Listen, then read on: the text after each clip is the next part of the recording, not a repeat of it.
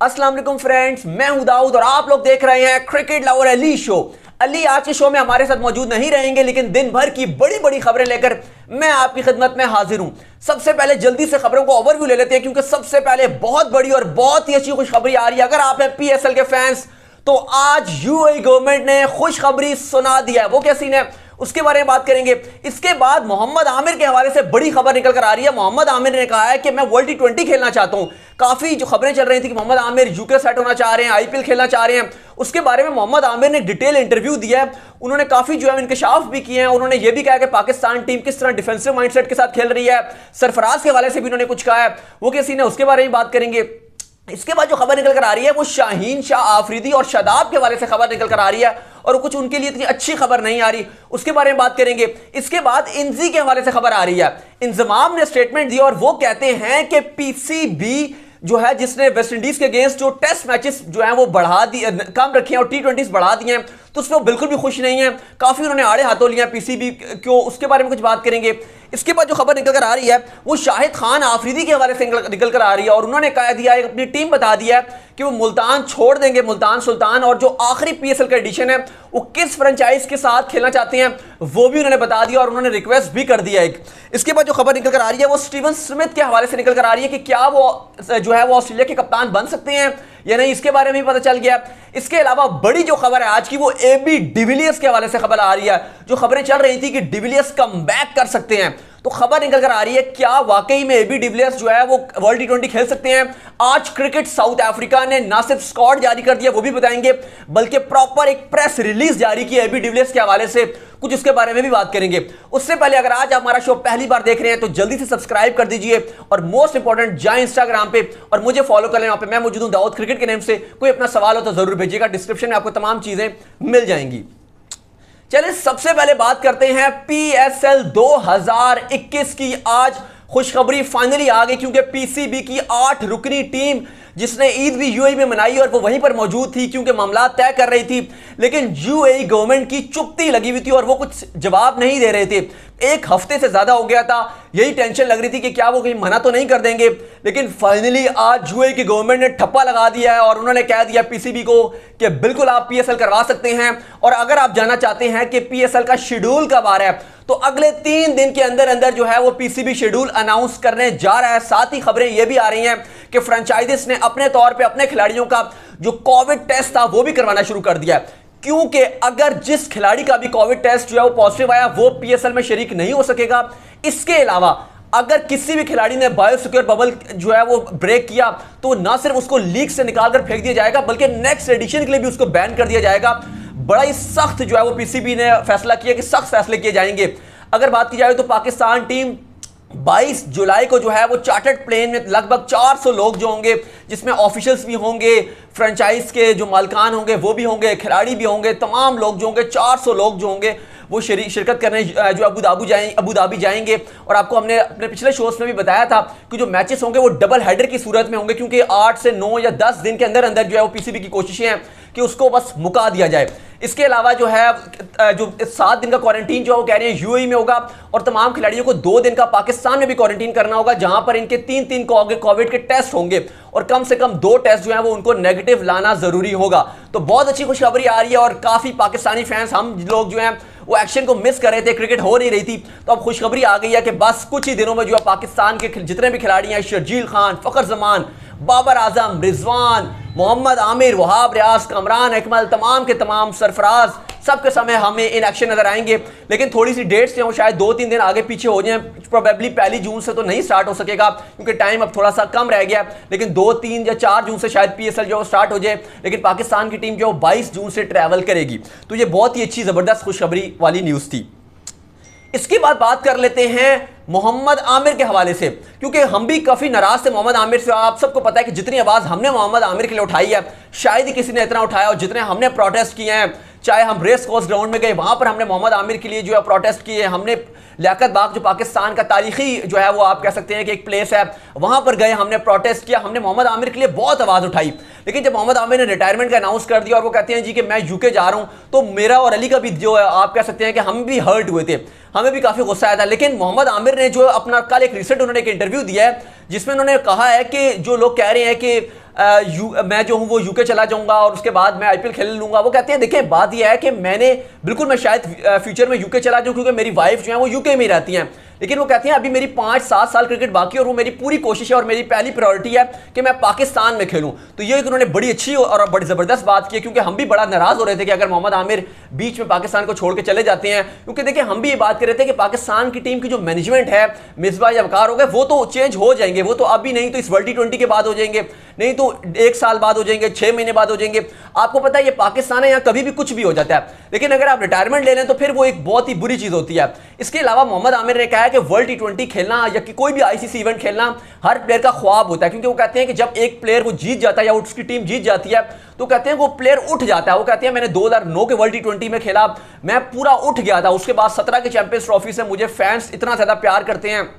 तो कहते हैं कि अगर मुझे अपॉर्चुनिटी मिली और अगर जो है वो चीजें ठीक हुई तो मैं बिल्कुल जो है वो कोशिश करूंगा कि मैं वर्ल्ड T20 2021 में अवेलेबल अपने आप को रखूं। इसके अलावा उन्होंने कहा कि मैं साफ साफ बोलूंगा कि रिजवान और बाबर की ओपनिंग जोड़ी किसी भी तरीके से कहीं भी पाकिस्तान टीम में सेट नहीं होती। वो कहते हैं कि शर्जील और फखर जमान को T20 में ओपन करवाना चाहिए, वर्ल्ड कप में भी। वो कहते हैं अगर आप ऐसा नहीं करोगे बाकी टीम्स बहुत ऊपर खड़ी हैं, पाकिस्तान की टीम बहुत नीचे रह जाएगी। साथ ही उन्होंने वर्ल्ड T20 के लिए फेवरेट्स भी कहा। उन्होंने कहा कि भारत फेवरेट्स नहीं है वर्ल्ड T20 के लिए, उन्होंने कहा फेवरेट जो है वो इंग्लैंड है वर्ल्ड T20 के लिए। इसके अलावा मोहम्मद आमिर ने कहा कि जो पाकिस्तान टीम के कप्तान थे सरफराज अहमद और कोच मिकी ऑर्थर, वो कहते हैं जब वो गए और उनको हटाया गया पीसीबी ने, वो कहते हैं ये पाकिस्तान की तारीख का सबसे बड़ा ब्लंडर रहा। और उसके बाद मिसबाउल हक को अपने कोचिंग में लगा दिया। वो कहते हैं मैट्रिक पढ़ा और एमए पढ़ा सेम नहीं होता, क्योंकि वो कहते हैं कि मिसबाउल हक के पास ना ही वो कोचिंग के आप कह सकते हो कि सर्टिफिकेट से, ना उनको एक्सपीरियंस था, बगैर उसके आपने उनको कोच लगा दिया। और वो कहते हैं कि जिस तरीके से सरफराज टीम को लीड कर रहे थे,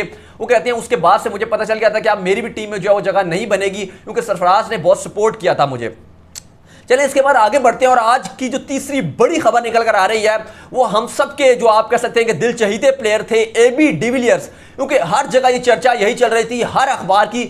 खबर ये जीनत बनी थी कि Ibrahim de Villiers cricket south Africa को दोबारा ज्वाइन कर रहे हैं और वर्ल्ड T20 2021 में इन एक्शन नजर आएंगे। क्योंकि ना सिर्फ ये जो उनके डायरेक्टर ग्राहम स्मिथ ने कहा था, उनके कोच मार्क बाउचर ने कहा था कि हमारी बात चल रही है, बल्कि खुद एबी डिविलियर्स ने आरसीबी का मैच का जब वो जीते थे, मैन ऑफ द मैच का अवार्ड मिला था, तो उस पर भी उन्होंने वहां पर जाके पोस्ट मैच में बात करते हुए कहा था कि मेरी बात चल रही है और आप मुझे इन एक्शन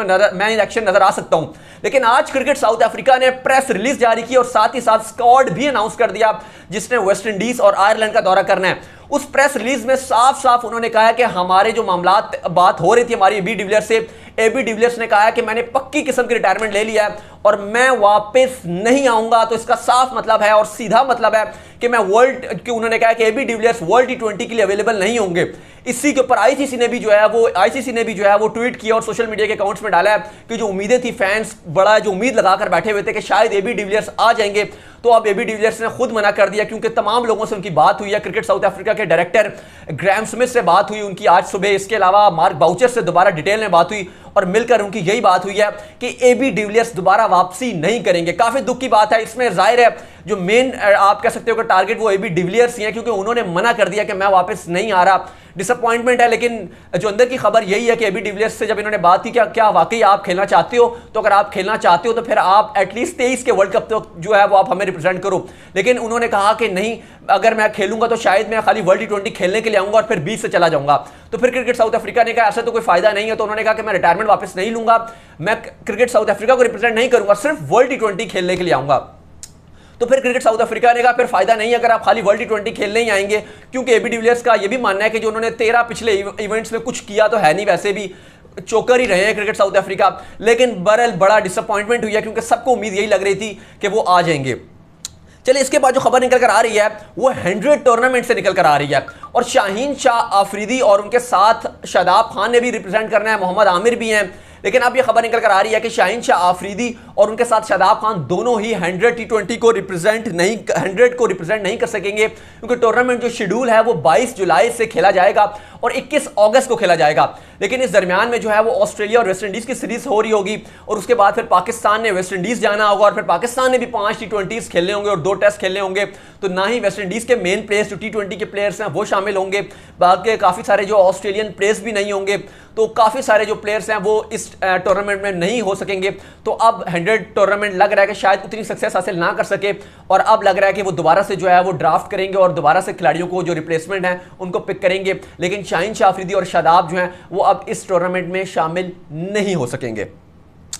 इसके बाद जो खबर निकल कर आ रही है वो इंजी के हवाले से निकल कर आ रही है। इंजमाम बड़े ही गुस्से हैं पीसीबी पर और वो कहते हैं कि पीसीबी ने वेस्ट इंडीज के अगेंस्ट जो टेस्ट मैचेस की तादाद है वो बढ़ानी चाहिए थी, उनको 3 टेस्ट मैचेस रखने चाहिए थे और 3 T20s रखने चाहिए थे, उन्होंने 5 T20s क्यों रख लिए? देखिए मुझे समझ नहीं आता कि ठीक है हम भी यहां पर बैठे होते हैं, जो पीसीबी गलत काम करता है तो हम भी उसको बोलते हैं, लेकिन इंजमाम जैसे मैं देख रहा हूं कि कुछ ऐसे फॉर्मर क्रिकेटर्स हैं, इन्हें बहाना चाहिए होता है कि हमने खाली पीसीबी को जो क्रिटिसाइज करना है। अगर ये पीसीबी के अंदर जॉब में लगे हुए हो, महाना इनकी तनख्वाहें लगी हो तो फिर तो इनको कोई मसला नहीं होता, लेकिन अगर जो है वो इनकी जॉब ना लगी हो तो कुछ पीसीबी ठीक भी कर रहा हो तो इनको जो है वो मिर्चें लगती हैं। देखिए बात यह है कि बिल्कुल ठीक बात है, अगर वर्ल्ड T20 वाला ये साल ना होता तो आपको टेस्ट मैचेस की तादाद बढ़ानी चाहिए थी, लेकिन ये साल है वर्ल्ड T20 का। इस साल कैरेबियन जो है वो होस्ट कर रहा है वेस्ट इंडीज 5 T20s के लिए ऑस्ट्रेलिया को, 5 T20s के लिए साउथ अफ्रीका को और 5 T20s के लिए पाकिस्तान को। तो भाईजान ये वेस्ट इंडीज का मेन था, पाकिस्तान का ये शेड्यूल नहीं था, ये वेस्ट इंडीज ने जारी किया और उन्होंने इसलिए किया है